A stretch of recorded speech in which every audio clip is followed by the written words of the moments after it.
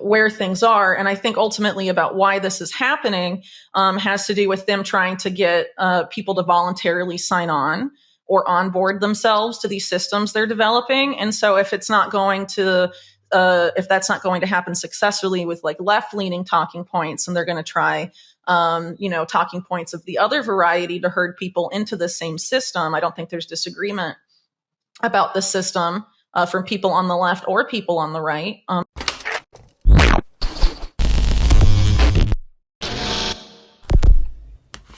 Hey guys, welcome back to Everyday Finance. According to Whitney Webb, people attempt to rationalize the behavior of these leaders who exhibit the specific mismatch we are highlighting. They engage in those actions, but in the end, it greatly harms their campaign. They make promises they don't keep in a meaningful way. So if you consider one, for instance, Trump's primary campaign pledges were to eliminate corruption, but he now has several controversial individuals overseeing important areas of his administration. Whitney Webb suggests that the government may have had to make deals with certain individuals, possibly referring to someone known as the art of the deal guy. Negotiating for specific items can be helpful, but it's important to strike a balance to avoid negative outcomes, delivering on anything. And so Whitney, sure, people can justify that. But in this specific situation, she believes that results are more important than words due to the current circumstances. She ponders the reasons behind why this is happening, suggesting that it may be related to their efforts to encourage people to willingly participate or get on board themselves with the systems they're developing. So if that's not going to happen, discussing topics from a left-leaning perspective has been successful, and they plan to continue using similar talking points. Another perspective is that Whitney Webb believes there is no disagreement about the system from individuals on the left or right, and lots of things Whitney Webb discuss, so please watch the video to end.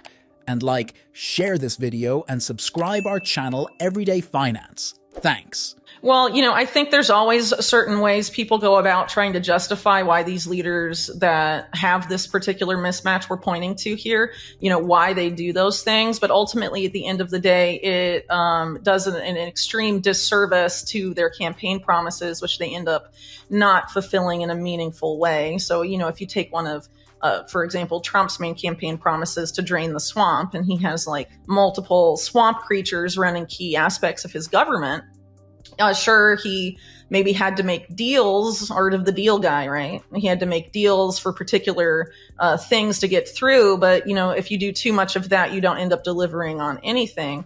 So I'm sure people can justify that. But in this particular case, I think outcomes matter a lot more than rhetoric, just because of where things are. And I think ultimately about why this is happening has to do with them trying to get people to voluntarily sign on or onboard themselves to these systems they're developing. And so if that's not going to happen successfully with left-leaning talking points, and they're going to try talking points of the other variety to herd people into the same system, I don't think there's disagreement about the system from people on the left or people on the right. There's a lot of things that have an extreme bipartisan consensus that are very bad for individual freedom and individual liberty in the U.S. in particular, and elsewhere as well. And, these guys ultimately agree over it. It's about the rhetoric that's being used to sell it. And it's important to keep in mind, too, that the World Economic Forum this year and for the past several years post-COVID, the themes of their annual meetings have been framed around rebuilding trust. And so they know which group does not trust them, the group that's pushing back against ESG and these other talking points and initiatives that have been coming out of the WEF for several years. And now in order to rebuild trust, they're putting different figures, different people, and different talking points, in front of people, and seeing if they'll be more accepting of the ultimate game plan if it's framed in different terms that appeal more to their values and their sensibilities, and also framed as opposing, particular figures that they don't like or they don't trust, According to Whitney Webb, Trump visited the border wall, which was a significant focus for him. Alongside Whitney Webb, she plans to construct a physical wall, but Democrats opposed the idea. Her strategy for border security involves implementing a smart wall equipped with sensors, autonomous drones, and surveillance towers, and other equipment were in place by the time Trump finished his first term. The wall Whitney is planning to construct is an advanced structure.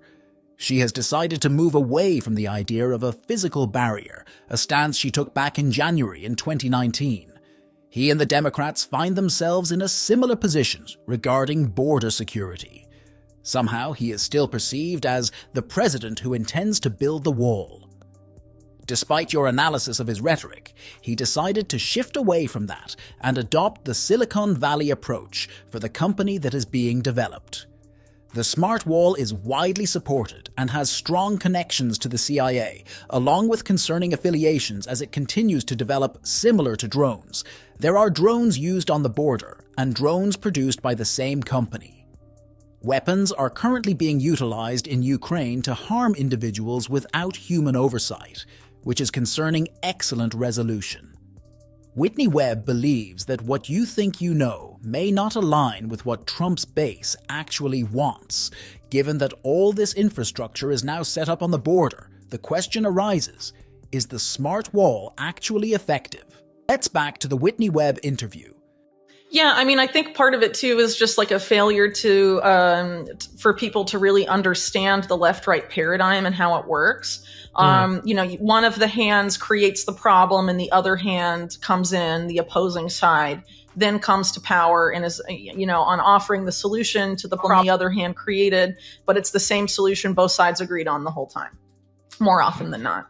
I'll give you an example with Trump, the border wall. So that was like his big thing. I'm going to build a physical barrier. I'm going to build a physical wall. And then Democrats at that time said, no, our approach to border security is to build a smart wall.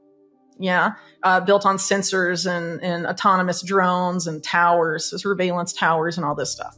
And then by the time Trump leaves his first term, that's his position too. The wall we're going to build is a smart wall. We're not doing the physical barrier anymore. That was essentially his position in January 2019. And he and the Democrats are, in the same spot on border security. But somehow he's still seen as like the president that like plans to do the wall, even though in terms of rhetoric, he abandoned that and was going with the Silicon Valley approach of this company. The company that's building that smart wall has a bipartisan consensus. It's deeply tied to the CIA and has a lot of very troubling affiliations and is developing like drones. There's the drones on the border, and then there's the drones made by the same company that are being used in Ukraine right now to kill people without human oversight and stuff. It's not really a great solution, I think. But it's not what Trump's base necessarily wants either, because all this infrastructure is set up on the border now. This smart wall is there, but is it really working? I mean, obviously not, because of the extreme situation on the border currently. And the solution being proposed by the Senate is to fund even more of these smart wall towers. And, this ultimately ties into the same goals of Agenda 2030 and the Sustainable Development agenda of having freedom of movement restricted and controlled through biometric means, all tied up with the whole digital ID thing and live facial recognition and all of this. That's what the smart wall implementation is really about, is having all ports of entry into the US being managed that way. And it's being rolled out simultaneously in places like the EU and Britain as well, and really throughout the world. And this is the particular way of selling it in the US.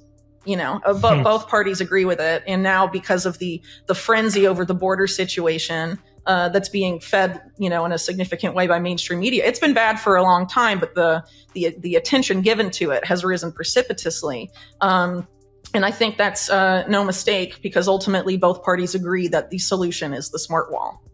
Yeah, I mean, I think a lot of people sort of forgot something that Mark alluded to earlier, sort of the lockstep implementation of COVID policies globally, or the global agreements on things like Agenda 2030 and the Sustainable Development Goals, and how that leads to sort of these globally coordinated, policies being implemented. And people saw that. A lot of people that saw that during the COVID era have seemingly forgotten that is a thing now, which I think is pretty disappointing. And again, the same divide and conquer left-right paradigm thing, I think, has been very effective And it's, people have been really culturally primed for a lot of this. And also the idea that we need to wait for a political savior, I think, is a factor there too, that there's a lot of people, for example, in the States that know something's very wrong and things have to change. And they think the only way to do it is to vote for the guy running in opposition to the current president is the only possible way to do that. And it's, frankly, I don't agree with that at all. According to Whitney Webb, these are basically developers of what sums up to a significant part of sponsored policy that is directly associated with their policies regarding climate change. And Gantz's main suggestion is to establish a new financial governance structure, essentially recreating what is referred to as the New Bretton Woods Move moment. The international financial system, and rethinking multilateral development banks such as the World Bank, IMF, and so on, which emerged from the real Bretton Woods. So they're trying to put everything into a new paradigm, huh? Larry F. especially outspoken about that, and Gantz's specific suggestion is to combine the GFANs with the multilateral development banks as a way to basically use the same debt slavery model that the MDBs have been criticized for using. If you learned something from this video, then please like this video and subscribe our channel Everyday Finance, and we will meet in next video. Thanks.